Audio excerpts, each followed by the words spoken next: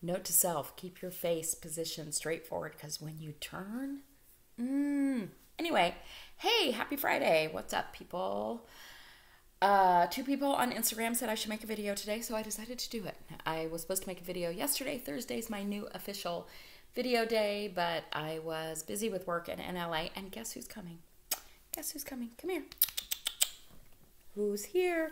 Okay, people are always asking me, more on Instagram, why is Dale Cooper's name Dale Cooper? Can anybody tell me in the comments below? Dale Cooper is a character from the show Twin Peaks. And when I got this cat for Christmas for my son, he was watching Twin Peaks, binge watching Twin Peaks. And so he named the cat Dale Cooper. That's how Dale Cooper got his name. Anyway, for those of you who don't know me, who are new, so I'm getting some new subscribers lately. I haven't in a while. I guess it's because I'm making videos again. But anyway, I had vertical sleeve gastrectomy almost 5 years ago. My highest weight was 402 pounds. All the rest of my stats are below. I've maintained about 175-pound weight loss for probably about 4 years now. I mean, I lost the majority of my weight in the first year and a half. I have about 25 more pounds that I would like to lose before plastics. And so I started making videos again, I don't know, a couple months ago, something like that. Number one, mainly because I just want to connect with you guys, because one of the things I realized, and I talked about this a bit on Instagram this week, but this isn't going to be so much about weight loss anymore. This is more about my personal sort of journey in life, more so than weight loss, because I don't know at 5 years post-op that I have a huge amount to tell you guys about that. One of the things that I decided over the last week was that these last 2 years, where I have been trying a variety of things to get a little bit of regain off, have only resulted in greater regain. And I hear so many people on Instagram and YouTube, and I'm talking primarily for people who've had weight loss surgery, because I think we're in a little bit of a different position than people who haven't had weight loss surgery who are trying to lose weight, who are several years post-op, have experienced a little bit of regain, and are searching for that magic bullet again, just like we did prior, or magic pill, or whatever. Magic bullet's probably something else. Isn't that like a vibrator or something? Sorry. Not sorry. Magic pill. No. 7:55. I digress. Anyway. Now I totally lost my train of thought because I got silly. That everybody's looking for a magic pill now, a couple years post weight loss surgery. Is it Weight Watchers? Is it keto? Is it intermittent fasting? Is it drinking some weird kind of tea or whatever? I mean, it just feels like there's this search for this magic pill. And I sort of realized that's what I was doing, and that was actually pretty destructive for me. So what I've decided as it relates to my YouTube channel and to my social media presence is I'm not really going to talk about what I'm eating. I'm going to do what I think is going to work for me. And if I lose weight, awesome. If I don't, that's okay too. I mean, I am honestly, if I didn't, I would like to lose about 25 more pounds. But right now, today, even though I'm not at my lowest weight, literally my workout pants fell down the other day when I was jumping rope. I am fitting into all my clothes again. I feel fit and healthy and sexy. And, although I would like to lose a little bit more weight, if I don't, I'm okay with that. I feel good about how I look. I feel strong. I feel healthy. I feel attractive. And, that's what it's about.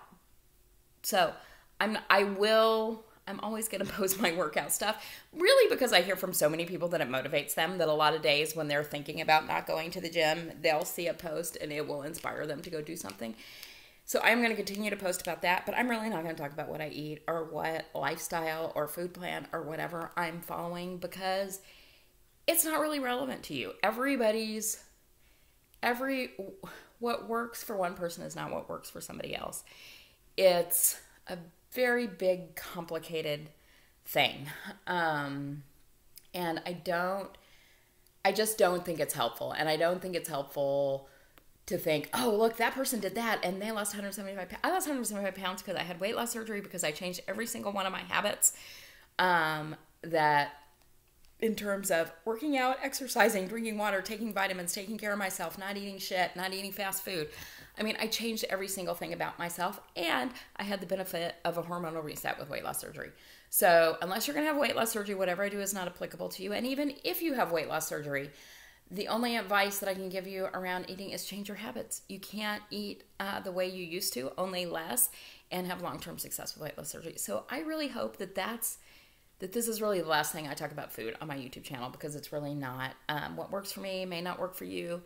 And I feel like it's contributing to a culture of trying to find this magic thing. There is no magic thing. It's all hard work.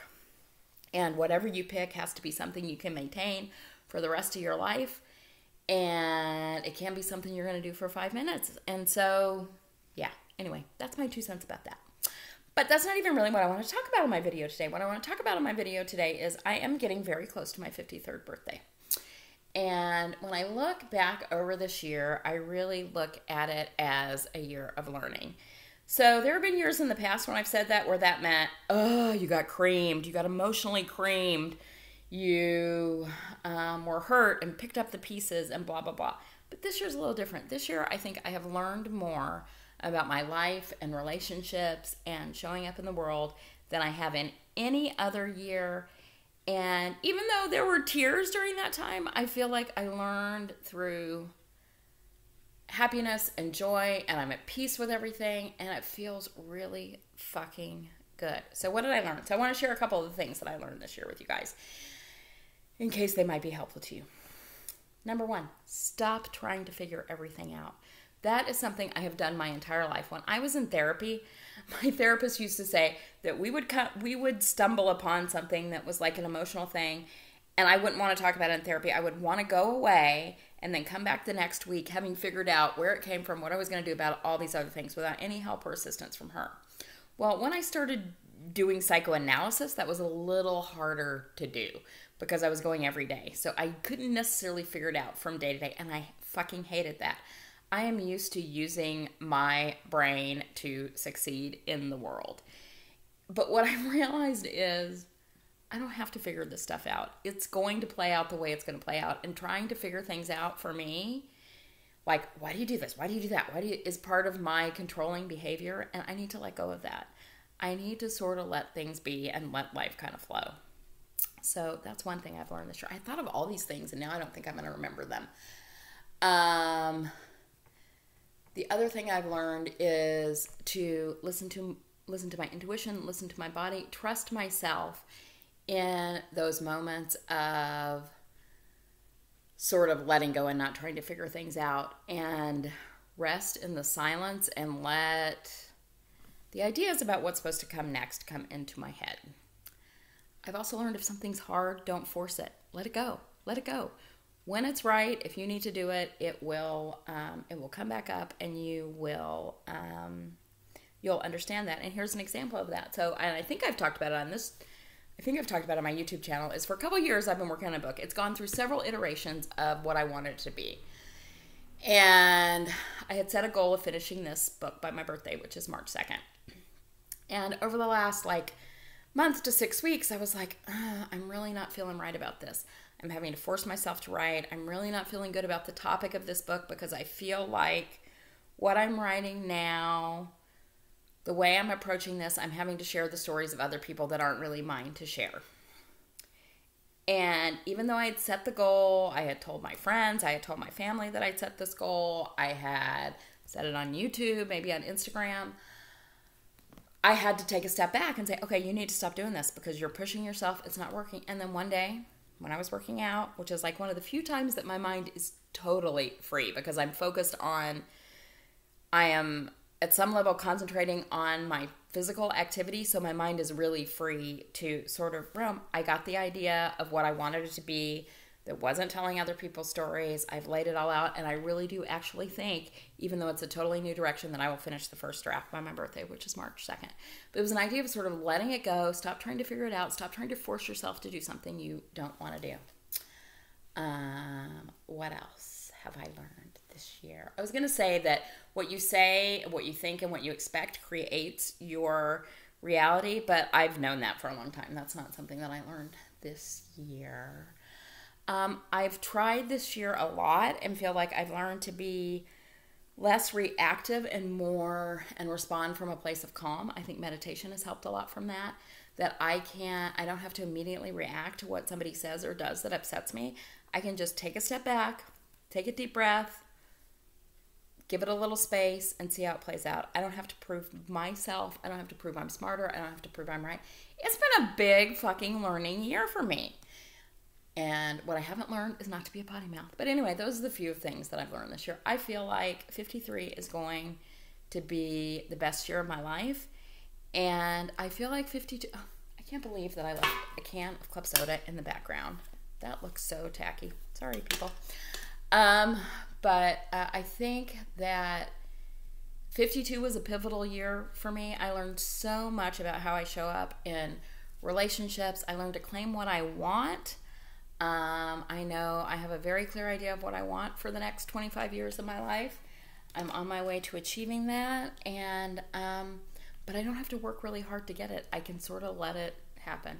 And you guys may think this is woo-woo spiritual stuff, but it's what I think. And that's all I have for today. I hope you guys have a really good weekend. Dale, Cooper, and I are going to hang out. It's finally stopped raining out here. It's beautiful. I may go for a walk. You guys have a great weekend. I love you.